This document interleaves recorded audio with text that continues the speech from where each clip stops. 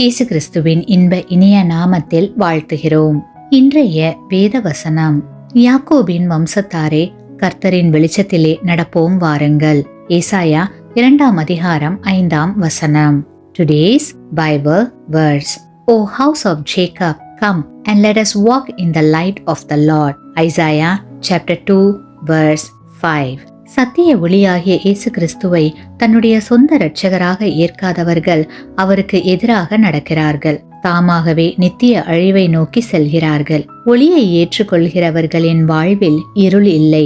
கிறிஸ்துவுக்குள் பிரியமானவர்களே, நிலையற்ற அற்ப சந்தோஷமுள்ள இருளின் கிரியைகளை அகற்றிவிட்டு வெளிச்சத்தின் பிள்ளைகளாக நடந்து கொள்ள வேண்டும்.